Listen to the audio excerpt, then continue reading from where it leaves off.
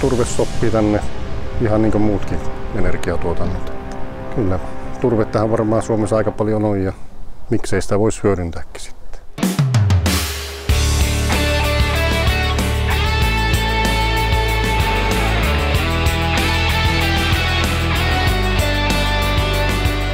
Suomen pinta-alasta 1/3 on turvetta ja sitä käytetään turvetuotantoon alle 1% siitä määrästä. Ja turvetuotanto, mitä se rasittaa näitä alapuolisia vesistöjä, niin se on niin pieni se määrä, että sitä ei pystytä edes mittaamaan. Ei tullut pöly eikä tullut äänet, enkä minä kyllä nähnyt, että se vesistönkään olisi mitenkään vaikuttanut negatiivisesti. Mutta kilometrin päässä oli turvetuotantoalue, en kyllä pidä yhtään pahana. Turpeen tulevaisuus pitäisi pystyä turvaamaan, koska se on kotimainen ja se tuo työtä tänne.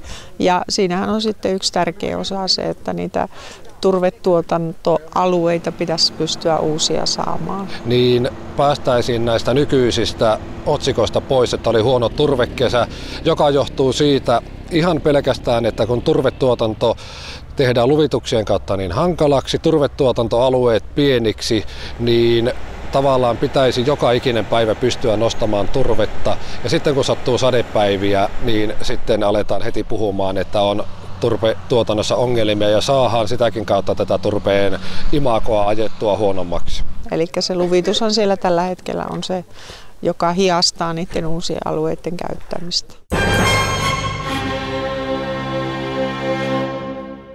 Tämähän on lähienergiaa tämä näin. Ja tällä lähienergialla, onpa se puuta, onpa se turvetta, mehän korvataan sitä, että ei tarvitse tuolta tuhansien kilometrien päästä Uralin takaa ties mistä, ei tarvitse tuoda kivihiiltä, vaan se tuodaan täältä näin sitä energiaa ja täällä maakunnassa niin työllistyy yrittäjät, työllistyy niin kuljetusfirmat ja niin edelleen. Ja tämä on niinku se iso merkitys. Ja meille on tärkeää se, että se kemiläisten lämpöenergiasta maksama raha jää tavallaan pyörimään paikallisesti. Eli me sitä kautta työllistetään paikkakuntalaisia ihmisiä.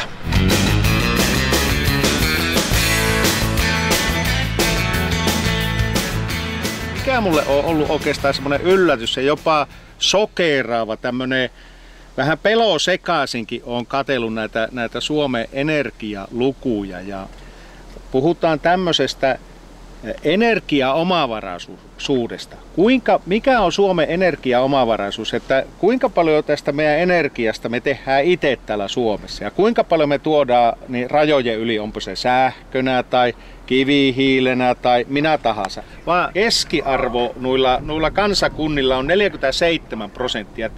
että se on aivan huikea ero, kuinka huonosti ja vähän me tuotetaan energiaa täällä niin itse ja ollaanhan me lainausmerkeissä pikkusen pölijiä.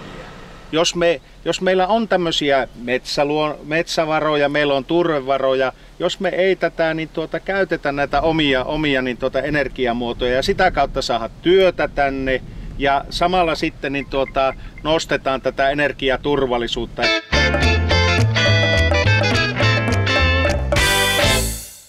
Tietenkin on selvä, että ympäristöasiat pitää kunnossa, mutta toisaalta kun se on niin vahvasti kotimainen ja paikallinen polttoaine, niin sillä lailla se on äärettömän tärkeä ja siksi pitäisi ne ympäristöasiatkin kaikki hoitaa tietenkin hyvin.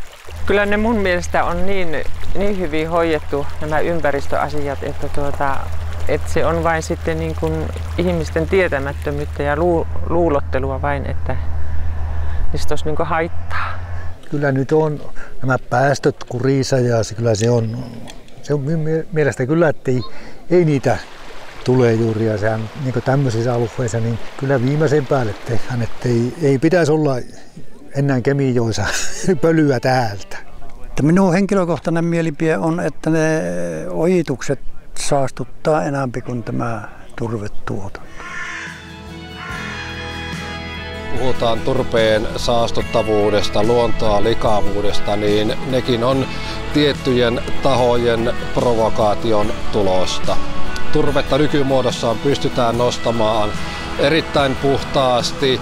Ympäristövaikutukset, ympäristösuojelulliset asiat on otettu huomioon nostovaiheessa jo niin hyvin ja polttovaiheessa nämä kaikki päästöt, hiukkaset saadaan talteen, eli sitä kautta se ei ole enää ympäristöä kuormittavaa.